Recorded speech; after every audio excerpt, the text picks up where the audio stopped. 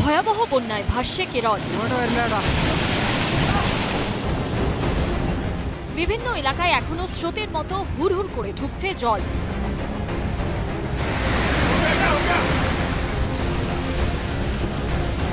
একসময় যেসব জায়গায় জনবসতি ছিল তা দেখে এখন মনে হচ্ছে সমুদ্র। জলের তোড়ে ভিজে হারিয়ে সাধারণ মানুষের চোখে জল।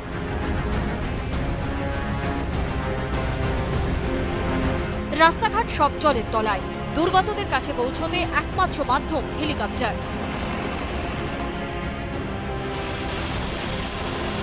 তাতে করেই পাঠানো হচ্ছে ত্রাণ।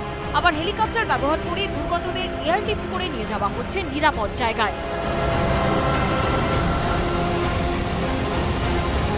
দুর্গতদের মধ্যে ছিলেন এক অন্তঃসত্ত্বা মহিলাও।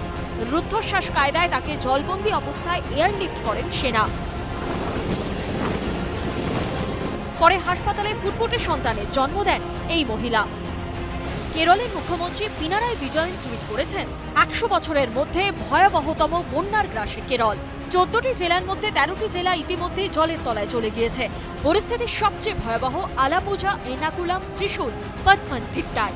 কোথাও ২ মানুষ জল, কোথাও ৩ মানুষ।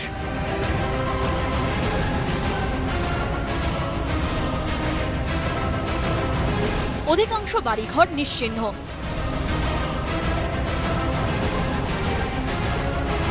কোথাও কোথাও কোনো মতে মাথা তুলে রয়েছে কয়েকটি বাড়ি ও গাছ।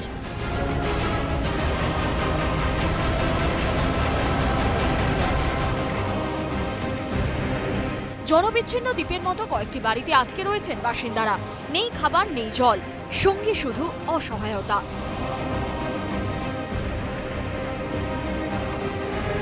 প্রধানমন্ত্রী নরেন্দ্র মোদী এদিন আকাশপথে কেরলের পরিস্থিতি খতিয়ে দেখেন। সঙ্গে ছিলেন মুখ্যমন্ত্রী পিনারাই বিজয়ন।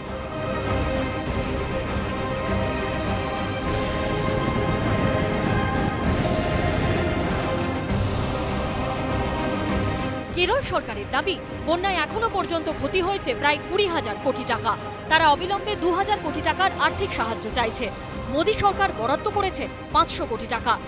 রাহুল গান্ধী, সীতারাম ইয়েচুরি একসুরে বলছে এই টাকা প্রয়োজনের তুলনায় কিছুই নয়। কেরল প্রশাসন সূত্রে খবর, এয়ারলিফটের জন্য ৩৮টি হেলিকপ্টার ব্যবহার করা হচ্ছে। সেনার ১০টি কলাম, ইঞ্জিনিয়ারিং টাস্ক ফোর্সের 10টি দল উদ্ধার কাজে নেমেছে।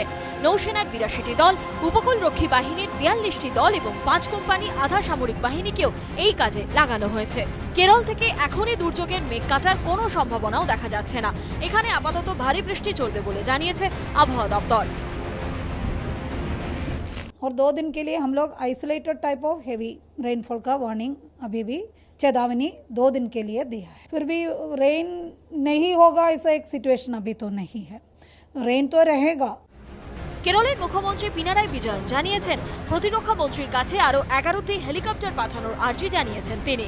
উদ্ধার কাজের জন্য আপাতত ইদুক্কি ও ইদামালায়ার বাঁধ থেকে কম জল ছাড়া হচ্ছে, কিন্তু তাতে বাঁধের উপর চাপ বাড়ছে। পরিস্থিতি কোন দিকে গড়াবে বুঝে উঠতে পারছে না কেউ। প্রকৃতির সামনে তো সকলেই অসহায়। এবিপি আনন্দ।